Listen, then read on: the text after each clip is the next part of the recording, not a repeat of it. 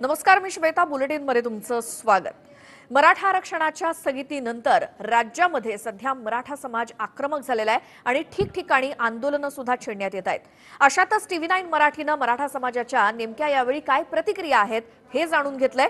तर पंढरपुरातील मराठा समाजाला काय वाटतंय हे जाणून घेतले आमचे प्रतिनिधी राहुल झोरी यांनी. नमस्कार. TV9 मराठीच्या रोकठोक मराठा या विशेष कार्यक्रमात आपल्या सगळ्यांचं स्वागत. TV9 ची टीम पोहोचली आहे विठ्ठल रखुमाईच्या पंढरपुरात. नेमकं मराठा आरक्षणाला स्थगिती मिळाल्यानंतर इथला मराठा समाज नेमकं काय भावना व्यक्त करतोय सगळ्या संदर्भात बोलणार आहोत. नेमकं मराठा आरक्षण स्थगितीनंतर कशा पद्धतीची आक्रमक भूमिका, राज्यभरातला जो असंतोष आहे तो कशा पद्धतीनं सोलापुरात देखील धुमसतोय, पंढरपूरकरांना काय वाटतं, आपण सुरुवात करूयात महिला पासून थेट. सर, आता सगळेच निराश झालेले आहेत. अगदी तोंडापर्यंत आलेला घास आमचा हिसकावून घेतला गेलेला आहे. आणि आता बघा ना, एंट्रन्स परीक्षा झाल्या, सगळ्या होत आहेत आणि त्याच ह्याच्यावर तुम्ही आमच्या म्हणजे आरक्षणाला स्थगिती दिलेली आहे. सगळ्या मुलामुलींच्या पालकांच्या सगळ्या उमेदीला एक खीळ बसलेली आहे. तर आमची अगदी कळकळीची विनंती आहे, राज्य सरकारला आहे, केंद्र सरकारला आहे, काहीही करून याच्यावरती ही स्थगिती जी दिलेली आहे ती उठली पाहिजे. आणि आमचा जो मराठी बांधव म्हणजे आम्ही माणसा समाज जो आहे तो बहुतेक करून शेतकरी वर्ग आहे सगळा. आणि निसर्गाच्या या लहरीपणामुळं आमचे अर्थव्यवस्था समाजाची पूर्णपणे कोलमडून पडत आहे. आणि अशा वेळेला आम्हाला आरक्षणाची नितांत गरज आहे. आमच्या मुलामुलींना स्पर्धा परीक्षा असू दे, एंट्रन्स परीक्षा असू दे, सगळीकडे आम्हाला आरक्षणाची गरज असताना तुम्ही आम्हाला ही जी स्थगिती दिली आहे ती स्थगिती उठवली पाहिजे. तरुण काही मुली आपल्या सोबत आहेत. थेटपणे या सगळ्या धावपळीच्या याच्यामध्ये शिक्षण असेल, प्रत्येक गोष्ट धावपळीची आहे, कॉम्पिटिशन सगळं सुरू आहे. आणि या दरम्यान आरक्षणाशिवाय म्हणजे मराठा आरक्षणामध्ये आता ज्या येत्या भरत्या आहेत किंवा इतर त्याच्यामध्ये आरक्षण मिळणार नाहीये, किती चॅलेंजिंग वाटतंय सगळं? हे सगळं तसं पाहायला गेलं तर खूप जास्त चॅलेंजिंग आहे. कारण बाकीच्या मेरिट्समुळे, बाकीच्या समाजाचे असतील, मग त्यांच्या मेरिटमुळे एक एक मी स्वतः स्पर्धा परीक्षा करते. तर स्पर्धा परीक्षा करत असताना किंवा बाकीच्या कुठल्या अनेक करिअरमधल्या दुसरे क्षेत्र असू देत, तर त्याच्यामध्ये खूप एकेका मार्काने असे स्पर्धा परीक्षांचं क्षेत्र असू देत, एकेका मार्काने विद्यार्थ्यांचं, मुलांचं मेरिट जाताना दिसतंय. त्या एकेका मार्कामुळे ऍडमिशन्सला त्यांना अडथळा येतोय. तर हे सगळं म्हणजे टॅलेंट आहे या समाजामध्येही भरपूर. तर टॅलेंट असताना सुद्धा एक आरक्षणाचं व्यासपीठ जर मिळालं तर हा समाजही आणखी खूप पुढे जाईल. स्थानिक नागरिक आहेत जे गेल्या अनेक दिवसांपासून, खरं तर वर्षांपासून या मराठ्याच्या लढ्यात आहेत. लाखोंच्या मोर्चानंतर मिळालेली स्थगिती, एकंदरीत हा सगळा पट्टा बघितला तर मोठ्या प्रमाणात मराठा समाज आहे. पण आताची स्थगिती काय एकंदरीत? ह्या स्थगितीमुळं जे आता शिक्षणाची आज मुलं आहेत त्यांच्या आज जे आता जे सांगितलं तोंडात घास म्हणजे जे ऍडमिशनच्या वेळेतच ह्याने हे केलं. आणि आता जे मुख्यमंत्री असतील, पवारसाहेब असेल, त्यांची आज मिटिंग काहीतरी झाली काल. तर मला असं वाटतं की मराठी ह्याचा मोर्चा जो आहे आतापर्यंत आम्ही जो काढला तो संयम पाळला. आणि त्यांनी मला वाटतं ह्याच्यामध्ये ह्या मराठी माणसाचा त्यांनी अंत बघू नये. जर त्यांनी अंत बघायचा ठरवला तर ज्यावेळेस आम्ही हा मोर्चा संयम काढला, आता इथून पुढं आम्ही मोर्चा संयम काढणार नाही. गल्लीपासून दिल्ली पण मोर्चा नेल्यासो आम्ही राहणार नाही. आणि मराठी आम्हाला जो आरक्षण मिळाल्यासो आम्ही थांबणार नाही. हायकोर्टात मराठा आरक्षण टिकलेलं असताना सुप्रीम कोर्टात केंद्र सरकारच्या बाजूने निकाल लागतो. 370चे कलम असो किंवा राम मंदिर असो किंवा तमिळनाडू सारख्या राज्यामध्ये 50% वरती आरक्षण असताना फक्त महाराष्ट्रालाच का? तर मला आवर्जून सांगायचं आहे, माझ्या महिला असतील, माझ्या मुली भगिनी सगळ्यांना मला आवर्जून सांगायचं आहे, फक्त सरकार आमच्या संयमाचा अंत पाहू नका. ह्या पंढरपुरातून प्रत्येक आंदोलनाला सुरुवात होती. पूर्व मुख्यमंत्री आदरणीय देवेंद्र फडणवीस साहेबांना माहीत आहे आणि येणाऱ्या मुख्यमंत्र्यालाही जर आरक्षण टिकवायचं असेल तर केंद्रानं आणि राज्यानं जर याचा निर्णय नाही घेतला तर या खासदार आणि आमदार या दोन्ही लोकांना आम्ही मराठा समाज रोडवरती फिरू देणार नाही. गेल्या वेळी पंढरपूर वारीला देखील मराठा आंदोलन हा प्रश्न चिघळलेला होता. काही स्थानिक पंढरपूरचे रहिवासी देखील आहेत. या सगळ्या दरम्यान पुढच्या म्हणजे या सगळ्या स्थगितीनंतर खरं तर वारीच्या वेळी देखील आरक्षणचा एक पीक जो होता तो मोठा होता. आरक्षण देण्यात आलं मात्र पुढे टिकलं नाही. देवेंद्र फडणवीस मुख्यमंत्री असताना त्यांना पंढरपुरात येऊ दिलं नाही. सर्व मराठा समाज रस्त्यावर झोपायची परिस्थिती होती. त्यामुळे त्यांनी त्यावेळेला न येणं पसंत केलं. पण अनेक मराठ्यांचे मोर्चे निघाले, 50 ते 60 युवकांनी बलिदान दिलं. तेव्हा कुठं तर ह्या सरकारला जाग आली आणि जे आरक्षण दिलं ते कोर्टात टिकलं असं आरक्षण दिलं नाही. फक्त हायकोर्टात टिकलं, सुप्रीम कोर्टात टिकलं नाही. खरं तर मागासवर्गीय आयोगाने मराठा समाजाला मागास ठरवलेला असताना सुद्धा मग ओबीसी मध्ये आरक्षण द्यायला ह्या सरकारला काय अडचण होती? ह्या सरकारनं जाणून बुजून ESB हे आरक्षण दिल्यामुळं मराठा समाजाचं आरक्षण आज टिकलेलं नाही. जर ह्या सरकारने तर कमीत कमी मराठा समाजाला ओबीसी मध्ये आरक्षण देणं अत्यंत गरजेचं आहे. कारण की मागासवर्गीय आयोग जो गायकवाड आयोग नेमला होता त्यांनी मराठा समाजाला सामाजिक, शैक्षणिक आणि आर्थिकदृष्ट्या मागास ठरवलेला आहे. आज जर बघितलं तर शेतकरी ज्या आत्महत्या होत्या त्यामध्ये 90% मराठा समाज आहे. तरी सुद्धा जाणून बुजून केंद्र सरकार आणि राज्य सरकार हे दोन्ही सरकार मराठा समाजाला आजपर्यंत टार्गेट करत आलेले आहेत. आणि आज जर बघितलं आम्ही 8 दिवस झालं जशी स्थगिती आलेली आहे तसं एखादा खासदार उठतो, एखादा मंत्री उठतो, एकमेकावर टीका टिप्पणी करतो. तर समाजाला एकच मान्य आहे की काहीही करा, तुम्ही आमच्यासाठी आंदोलनासाठी काय करताय का बघा. तुम्ही एकमेकावर चिखलफेक करून राजकारण करू नका. जर आजपर्यंत तुम्ही मराठाच्या जीवावर, मराठा समाजाच्या जीवावर मोठे झालेला आहात, तर आता ह्याच्या पुढे जर मराठा आरक्षणासाठी जर कोणी राजकारण करत असेल तर या पुढे मराठा समाज ह्या नेत्यांचे कपडे काढल्याशिवाय राहणार नाही आणि मराठा आरक्षण घेतल्याशिवाय राहणार नाही. पवार साहेब नेतृत्व करत असतील किंवा अजून आमचे मराठा समाजाचे कोण नेतृत्व करत असतील त्याचं आम्हाला काय घेणं देणं नाही. आताचे मुख्यमंत्री असतील किंवा माझे मुख्यमंत्री असतील, आम्हाला मराठा समाजाने प्रत्येकाला एक सामान्य मराठा म्हणून मतदान दिलेलं आहे आणि त्यांना त्या खुर्चीवर बसवलेलं आहे. त्यांनी आमचा आरक्षणाचा प्रश्न मार्गी लावा, नाहीतर पर्व तिसरं होणार आहे आणि आता ठोक मोर्चे निघणार. ही 100% काळ्या दगडावची रेग आहे. मराठा आरक्षण हा असा विषय आहे की राजकारण जर चालू ठेवायचं असेल तर हा विषय चिघळत ठेवणं गरजेचं आहे. कारण सगळं राजकारणाची पोळी जी आहे याच्यावर भागली जाते. तुम्हाला काय वाटतंय? मराठा समाजाला जर आरक्षण नाही मिळलं तर आम्ही हिथं तिथं चक्काजाम नाही करणार, तर आम्ही डायरेक्ट मंत्र्याला पॅक करून कुठल्याही मंत्र्याला आत प्रवेश करू देणार नाही. एक मराठा. मूळ कसं आहे हे देवेंद्र फडणवीस ते स्वतः मुख्यमंत्री आहे आणि त्यांच्याकडे गृह खातं. त्यांनी वारंवार मराठा समाज असेल किंवा महाराष्ट्रातले कुठलेही प्रश्न असेल तर एक मुस्कटदाबी करण्याचा प्रयत्न केला. केतन तिरोडकरनं जो याचिका करता होता 2015ला, तो कोणाचा मित्र होता? तो कोणाचा वर्गमित्र होता? लॉ कुणाबरोबर केलं? फडणवीसचा वर्गमित्र होता. ह्या बाजू बघण्यासारख्या आहेत. मराठा समाजाची असेल, बहुजन समाजाची असेल, वारंवार हे तुम्ही म्हणजे ठीक आहे, माझं पूर्ण होऊ द्या. हे भाजपवाले किंवा हे आम्ही कुठल्याही पक्षाची बाजू घेत नाही. ज्यावेळी अशोक चव्हाण साहेब मुख्यमंत्री होते पंढरपुरात त्यांची सभा आम्हीच उधळली. सुशील कुमार शिंदे साहेब केंद्रीय गृहमंत्री होते, त्यांची सभा ह्याच पंढरपुरातल्या मराठा समाजाने उधळली. त्याच्यानंतर पवार साहेबांची गाडीही अडवण्याचा प्रयत्न करून आमच्या समाजाच्या भावना मांडण्याचा प्रयत्न केला. त्यानंतर त्या सरकारनं आरक्षण देण्याचा प्रयत्न केला. त्याच्यामध्ये मागासवर्गीयाचा अहवाल जो काही वेळेनुसार त्यांना घेता आला नव्हता तो या सरकारने घेतला. यांचं पण आम्ही निश्चितच स्वागत करतो. पण आता जो सुप्रीम कोर्टाने जी अंतरिम स्थगिती दिली आहे ही काय कायम परमनंट स्थगिती नाही आहे. मुद्दे बरोबर मांडताय. माझा मुद्दा, तुम्ही राजकीय मुद्द्याबद्दल मला एक प्रश्न विचारू द्या. राजकीय प्रश्न, राजकीय आम्ही राजकीय नाही. केंद्र सरकार जे सुप्रीम कोर्ट जे केंद्र सरकारच्या अखत्यारीमध्ये आहे, आज सुप्रीम कोर्टानं तुमचा अंतरिम स्टे मध्ये काय दिलंय की त्यावेळच्या सरकारनं ESBCचं आरक्षण देताना महाविकास आघाडीचं सरकार आले म्हणून तुम्ही बोलताय. महाविकास आघाडीचं सरकार तुम्ही आले म्हणून म्हणताय. गेल्या सर्वाधिक जास्त सत्तेत, महाराष्ट्रात सर्वाधिक जास्त सत्तेत कोण आहे?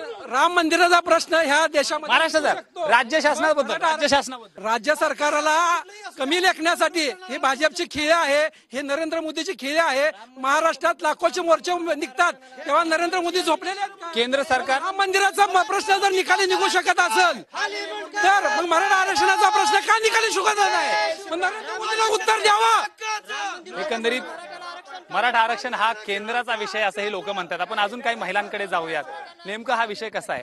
राजकारण बाजूला ठेवून सगळ्यांनी एकत्र यावं असं वाटत नाही? हो, नक्कीच आम्हाला राजकारण बाजूला ठेवून मराठा आरक्षणासाठी सर्व कुठल्या पक्षात मराठ्याचे आमदार नाहीत, कुठल्या पक्षात मराठ्याचे खासदार नाहीत, त्यांनी आपल्या मुलांसाठी एकत्र येणं गरजेचं आहे. बरेच दिवस झाला आम्ही बघतोय मोर्चे मोठे मोठे झाले, रस्त्याने आम्ही झेंडे घेऊन फिरलो, उन्हातानाच आमचा विचार केला नाही. पण आता काय होईल माहितीये का? कुठल्याही शासकीय कार्यालयात एकाही व्यक्तीला आम्ही जाऊ देणार नाही. गेटवर बसू, कामकाज बंद पाडू. ज्या वेळेला भारत स्वातंत्र्य होताना जेवढे बलिदान गेले नाहीत देशाचे, तेवढे मराठा आरक्षण मिळवण्यासाठी माझे बंधू बलिदान गेले. काय करताय? आमच्या लेकरांच्या डॉक्टर इंजिनियर पाणी पडलं, त्यांच्या स्वप्नाचा चुराडा झाला. आता तरी निदान पुढच्या आमच्या भावंडासाठी, महाराष्ट्र राज्यातल्या प्रत्येक मुलांसाठी तुम्ही हे स्वप्नपूर्तीसाठी पुढे या. पवार साहेब असो, उद्धवजी ठाकरे मुख्यमंत्री असो, त्यांना मी सगळ्यांना विनंती करते, बहीण म्हणून दिवाळीच्या तोंडावर आम्ही आशेने बघतो तुमच्याकडे. आमचं आरक्षण काढून घेऊ नका तुम्ही. आम्ही 16% मारतोय. कुठल्याही जातीच्या धर्माच्या आरक्षणाला धक्का न लावता आम्हाला 16% दिलं होतं. एखादं झाड कोलमडून पडलं होतं, त्याला थोडस 16%ची पालवी, थोडंसं पाणी मिळालं होतं. 16%च्या पालवीने आमचं झाड थोडंसं फुलायचा प्रयत्न करत होतं. त्यात आता तुम्ही असं स्थगिती आणली की अजून चुराडा झाला. तुम्ही स्थगिती उठवा आणि तुमचं पोलीस भरती करा. सगळ्या शासकीय नोकरी भरती तोपर्यंत करू नये. तोपर्यंत नोकर भरती करू नये असं म्हणतात. आपल्यासोबत अनेक देखील स्थानिक कार्यकर्ते आहेत. अकलूजची काही मित्रमंडळी आपल्यासोबत आहे. दोष प्रत्यारोप चालत राहतील. केंद्रानं केलं, राज्यानं केलं, कोणी केलं, ह्या सगळ्या हे आहेत. पण एकंदरीत बघितलं तर मराठा आरक्षण हा काही मुद्दा गेल्या 5-10 वर्षात आलेला नाहीये. जवळपास 80-90 पासून हा लढा चालतोय. कोण जबाबदार वाटतं या सगळ्याला? या सगळ्यांना तुम्हाला सांगतो मी, केंद्र सरकार असेल, राज्य सरकार असेल, सर्व राजकीय पक्ष, आम्ही कुठल्या पक्षाचं नाही, सर्व राजकीय पक्ष आमच्या मराठा समाजाचा चेंडू करतात. एवढंच सांगतो तुम्हाला. या ठिकाणी MPSC UPSCच्या परीक्षा झाल्यात, विद्यार्थ्यांना आता कुठलीही सवलत मिळालेली नाही. आणि ह्याच तोंडावरती शासकीय, या राज्य सरकारने शासकीय पोलीस भरती काढली, परंतु पोलीस भरती काढताना त्यांनी कोणत्या आधारे 13% आम्हाला, कोणत्या आधारे 13% मराठा समाजासाठी राखीव ठेवले? हा आमचा सर्वात पहिला प्रश्न आहे. जी तत्परता पोलीस भरतीची ऑर्डर काढण्यामध्ये असेल किंवा 11वीचा प्रवेश थांबवण्यामध्ये असेल, थोडं घाई झाली असं वाटतंय. 100% हे राज्य सरकारनं जखमेवर मीठ रगडलेलं आहे.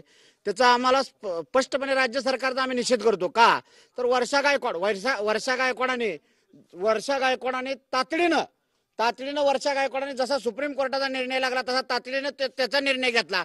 त्याच्या अगोदर एवढी तत्परता दाखवली नव्हती. मी मराठा समाजाचा एक सामान्य कार्यकर्ता नात्यानं ज्या वेळेला आमच्या पोरांवरती 13,792 गुन्हे दाखल झाले, पंढरपुरात ह्यातले 900 गुन्हे दाखल आहेत. अजून ते गुन्हे माघारी घ्यायचे आहेत. अजून आम्हाला रोडवरती उतरावा लागला. जर आमच्या पोरांवरती परत गुन्हे दाखल झाले, परत भविष्यात 42-40-42 पोरं पूर्वी मेलेले आहेत.